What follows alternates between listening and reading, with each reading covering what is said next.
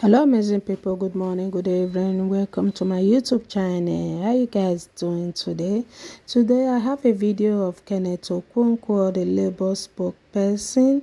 Let's watch this video. He has a lot to say in this video. Let's watch this video together, guys. Claiming subsidy as fraudulent and still sustain the fraud for 8 years just because he doesn't want to lose an election tells you the whole failure that has become APC. As a matter of fact, the present leader, whom he purportedly put in office, said the financial system under his regime was rotten. Don't take my words for it. Take the words of the person he said he installed. Now, what I am saying is that if he had been a statesman, what he would have been thinking about is the next generation. Let me tell you, this same president went to National Assembly and promulgated a law called PIA. And in this law, he said they were going to remove oil subsidy 18 months before the end of his tenure. And cowardly, because they are scared of doing the right thing, he still went back to the National Assembly that has been described as rubber stamp to amend the same law to shift the commencement date to June after he had left office. Let me say it clearly, that the oil subsidy, even as presently constituted, is still a fraud. And I give you my reason. You said you have removed oil subsidy. There was no time in history that they told us that they were paying 215 naira to subsidize oil per liter. So even if, assuming without conceding, that they even say they are paying 250 naira, 250 naira plus 185 gives you about 435. So you mean you are making profit of more than 100 naira to punish a people that have been so traumatized, because the fuel price now is 537. So this APC, in addition to thinking about only election, cannot and do not have what it takes to think about the next generation. And let me put it clear. The former president said they won an election. I respectfully want to say, Mr. President, you were simply implementing the official position of your party before you left office, which is grab power at all costs, snatch it at all costs, fight for it at all costs, and run away with it. They simply ran away with the power that they did not win. And I don't take my words for it. Take the words of one Abdullahi Bangura, the chairman, Sierra Leone Political Parties Regulatory Commission. He said before the election, everybody that was anything in Nigeria supported a P2B. But when the election came differently, P2B called for calm and saved his country from chaos and chose the legal option. Nigeria is the only country where somebody that was supported by everybody that is anything in a country will be declared that he lost. But thank God he's a statesman. He was thinking about the next generation, and he called for calm, remembering that no politician's ambition is worth the blood of a Nigerian citizen.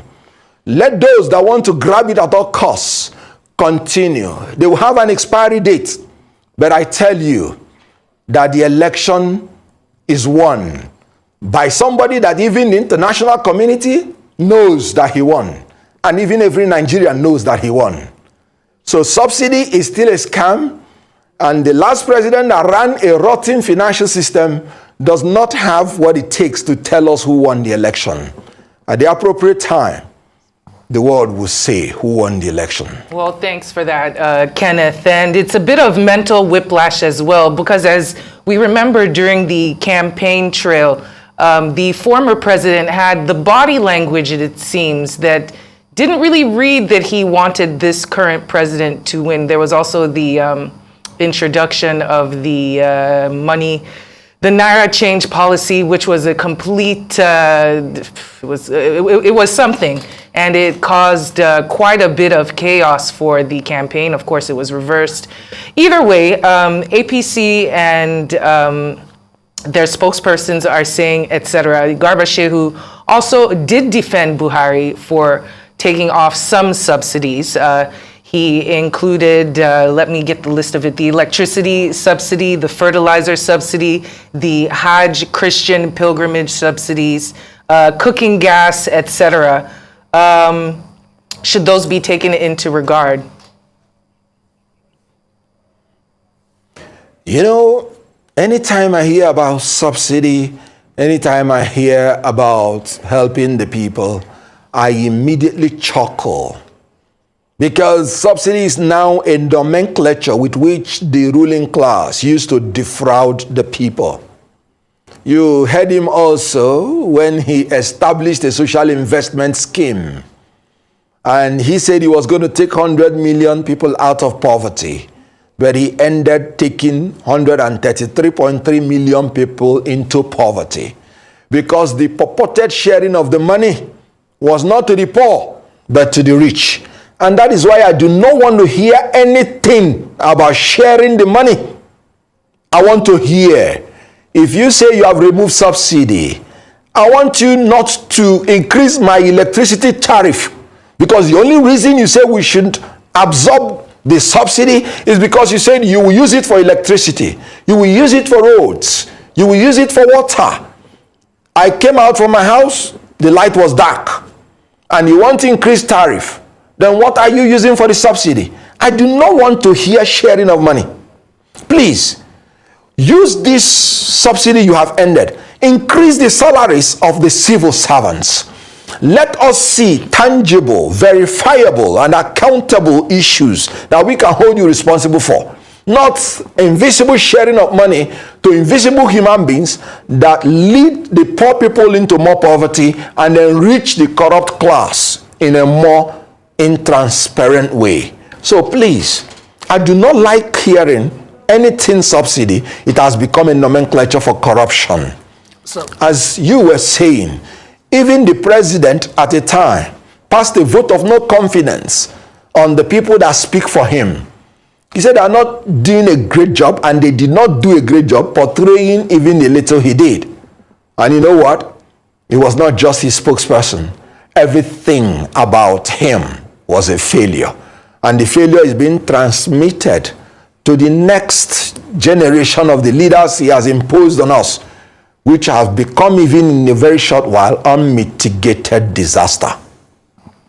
Okay, so what do you think the president, the current president of the Federal Republic of Nigeria, though I know that the Labour Party is contesting that, but what do you think he should be doing in the coming weeks as your case has been wrapped up? You're expecting their case to be brought before the courts and presented.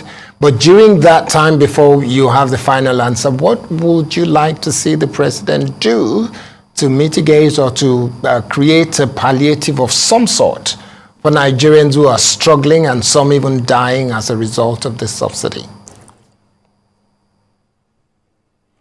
Now, I want to first of all say, you cannot dictate your way out of economic doldrums. You have to plan your way out of it. You have to produce your way out of it. You have to create your way out of it. You have to export your way out of it. Staying somewhere in France, embarking on a private visit to London, and staying there to dictate economic policies does not make it work. They recently said, oh, we are abolishing dual exchange rate, making it single. Oh yes, it ought not to have been there in the first place. But that is not what is going to show up the value of your currency. Now, the value of your currency is predicated on the amount of export you are able to do relative to your import.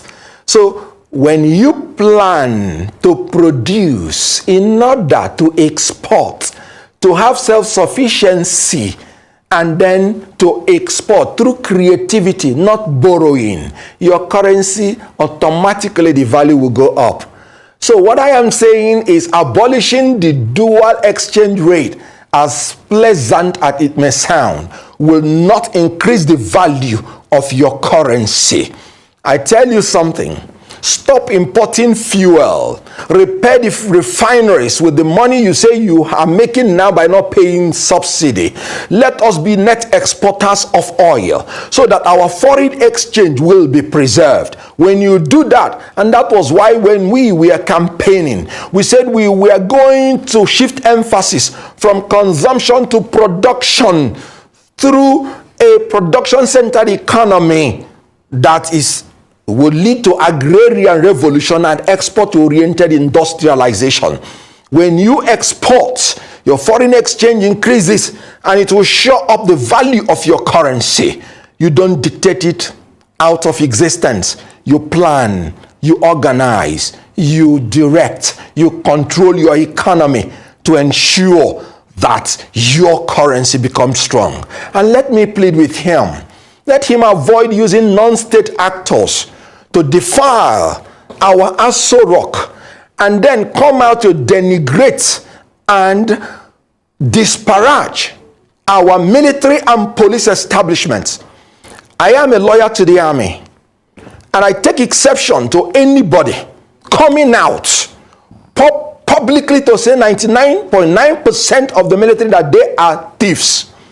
I say this because I have defended some officers in the court-martial, and some of them proceeded from there to go and die in the field fighting for us. Around the world, when you talk about army as an institution, what you do is to appreciate them for their sacrifices. And I use this opportunity to tell all the military men and paramilitary that are dying for us, we love you, we appreciate you, you're the best fighting force in Africa, and nobody can take that away from you. Now, the army are mere hands and legs. They are the striking force. They are not the head that determines what they do.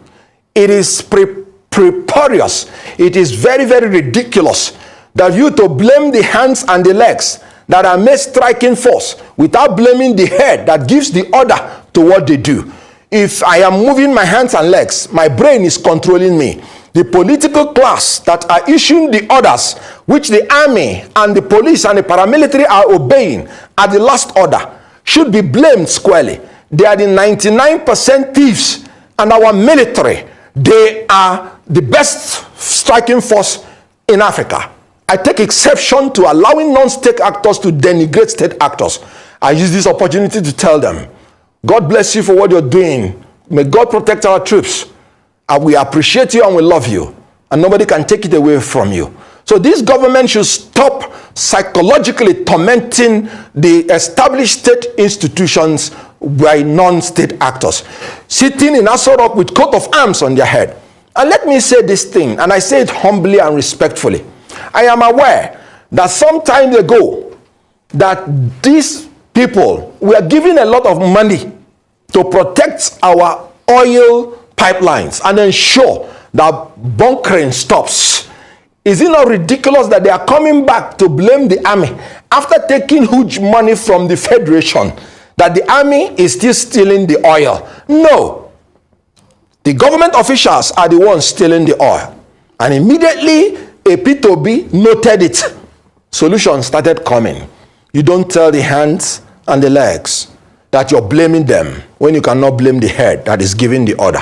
This government should stop denigrating our army. As a lawyer to the army, I take exception to that. All right. Please. So, talking about Mr. Okonkwo, all the policies this government has done, as you can see. Apologies. Allow me to interrupt you Proceed. just for the sake of time. Still on that same vein about the policies that protect us and the bodies that are tasked to do so. I want to get your opinion on the appointment of certain individuals, especially the IGP, Egbetokun, and the work he's done so far. specifically the Special Intervention Squad of 40,000 trained elite officers that we're hearing will be injected into the force. I was speaking earlier about the role technology plays in safeguarding us. Right now, we've been talking about the hands and the legs. Of course, the brain is the one that operates all of it. But in terms of technology, what could be done in order to interject that third realm of force into our military and our police now that we have actual physical bodies being injected, especially in the areas of pipelines and bunkering and all the situations we have that have caused this subsidy to be such a thorn in our side? Well, you know that change is inevitable in a society. If you do not adapt to change, you will be swept away. We do no longer fight with horses. We do no longer fight with bayonets. We fight technological warfare. Advanced nations are even talking about forming robots to fight their wars. And we are still in analog. Does it not surprise you, or will it surprise you, that a regime and a party that promised to even digitalize the TV and failed?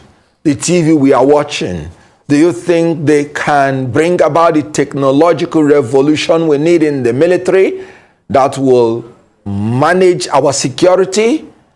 A regime that so denigrates the armed forces. We need technology.